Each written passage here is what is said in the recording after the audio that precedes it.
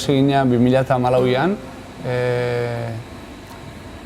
Estatu Batuetan itezun lana arlo zientifikoan, gutako sozio batek, eta, bueno, Estatu Batuetan hasi zen elkarlanean garagardotegi batekin, eta behaen nola hemengoa da, honea etorri nahi zuen, eta garagardotegi bat montatu edo.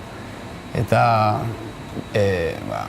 orain dela 2 urte terdi etorri zen, eta beste sozio batekin, bat hemengoa da ebai, eta hemen hasi zian makinaria bilatzen, lokalak behiratzen eta hola. Eta 2014ko hasieran ja etorri zian biak, ja lokala aukeratu zuen, makinaria erosi zuen, eta proiektu honekin hasi zian. Errezetak han Estatu Batuetan landu zituen, eta gero pixkat aldatuz edo junda, eta pixkat hemengo gustotara amoldatuz, eta horrela hasi zian.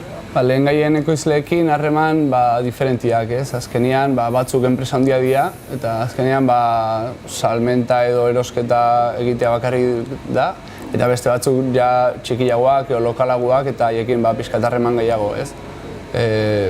Amoldatu itegea eta azkenean batekin edo bestekin diferente ite dugu eta beti gure enpresak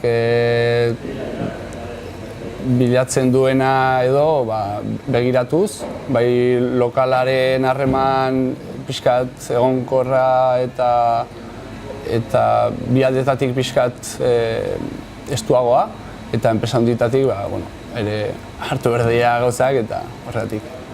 Gure etorkizuneko erronkak o erronkei buruz esatea da pixkat hasi nahi dugula. Oain dela gutxi almazen bat hartu dugu pixkat fabrikako lekua pixkat gehiago eukitzeko. Azkenean garagardoa ja bukatuta eukitzeko eta hemen pixkat lan egiteko errestasunak emateko. Eta baita ere hemen ikusten duzuena hemen atzian tapruma da. Ostegun, ostiral eta larun batetan, atxaldetan irekita dago, eta horrela jendea etortzen da gure garagardoak dastatzera. Eta gero baita ere etorkizunean beti pixkat kalitatea mantenduz, pixkat handitu, leku gehiagotara iritsi, eta guk lan egiteko pixkat errestasunak edo hobekuntzak egitea.